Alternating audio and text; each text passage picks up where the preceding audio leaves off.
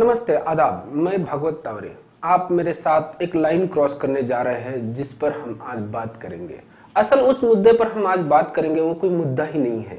उस मुद्दे पर बात करेंगे जो हमारे बुनियादी मसलों से नहीं है और ना ही हमारे रोजमर्रा के जिंदगी से जुड़े हुए।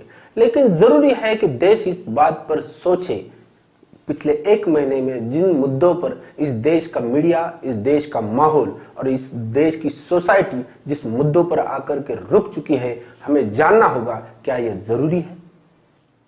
पिछले एक महीने में जिन मुद्दों पर हमने काम किया है, शायद हमें ये सोचना पड़ेगा कि हमारा मीडिया उन मुद्दों को लेकर ही सामने आ रहा है। एक नैरेटिव मेंटेन किया जा रहा है, सिर्फ मेंटेन नहीं किया जा रहा है, उसे प्रोड्यूस किया जाता है, बाद में उसे मेंटेन किया जाता है। अगर उन मुद्दों की एक लाइनअप हम चेक करें तो टीपू सुल्तान से लेकर शाहरुख के थूक तक जिस तरह से मीडिया और इस देश का माहौल बन चुका है, हमें सोचना पड़ेगा कि इसके पीछे कोई ताकत काम कर रही है और शायद वो ताकत क्या चाहती है। हाँ, मैं वही बात करना चाहता हूं जो तुम सुनना चाहते हो। कर्नाटक का एक हिजाब इस देश के माहौल को बदल चुका है। हम देख रहे हैं एक हिजाब को लेकर सारे देश के अंदर कोई हिजाब के साइड में है तो कोई हिजाब के अगेंस्ट। हम नहीं सोचते थे कि कर्नाटक की एक छोटी सी घटना हमको इस देश में बंटने के लिए मजबूर करेगी। और कोई तो है ये चाहता है कि ये देश मजहब और सोसाइटी एक धर्म के नाम पर बटे।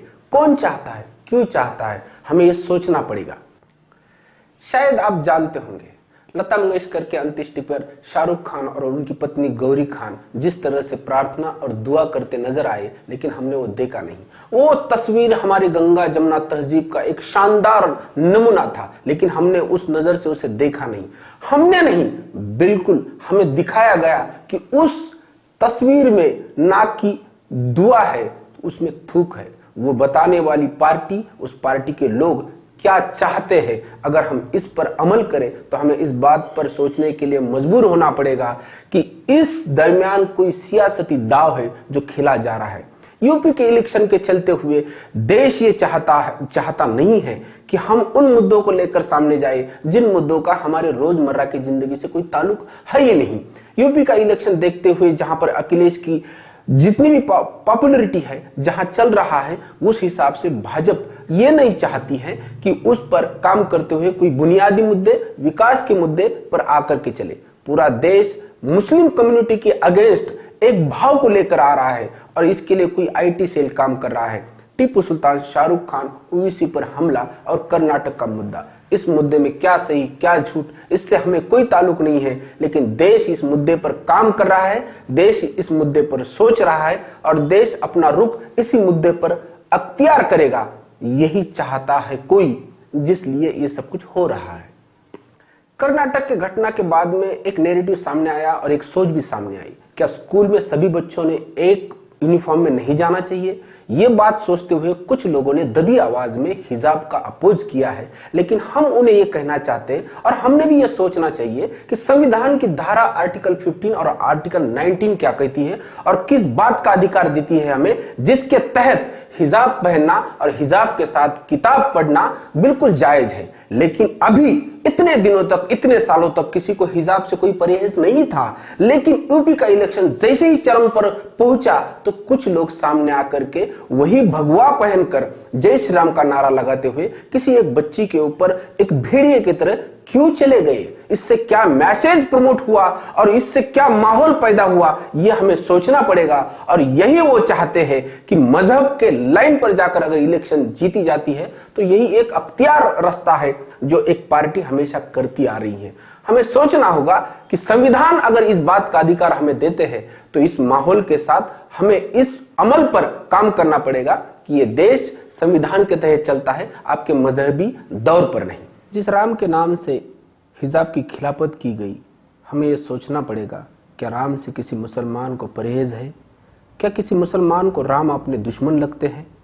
इस पर एक नज्म है जो 50 साल पुरानी है, मशहूर उर्दू शायर शम्सी मिनाई, जिन्होंने लिखा है, मैं राम पर लिखूं मेरी हिम्मत कहीं है कुछ, तुलसी वाल्मीकि ने छोड़ा नहीं है कुछ, फिर ऐसा कोई खास कलमवर नहीं हूं मैं, लेकिन वतन के खाक से बाहर नहीं हूं मैं।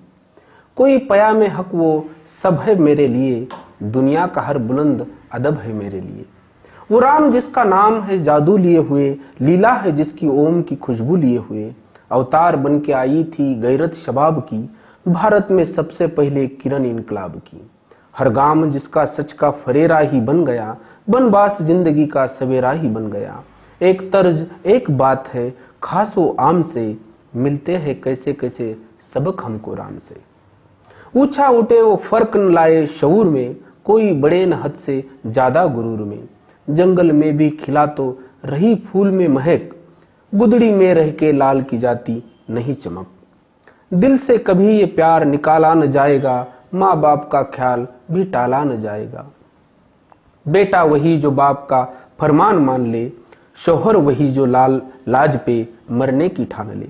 और बाप वो जो बेटे को लव कुश बना सके, उनको जगत में जीने का सब गुण सिखा सके।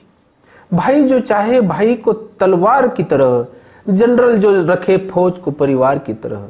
राजा वही गरीब जो इंसाफ कर सके, दल दल से जात पात की हरदम उभर सके। जो वर्ण भेदभाव के चक्कर को तोड़ दे, शबरी के बेर खा के जमाने को मोड़ दे।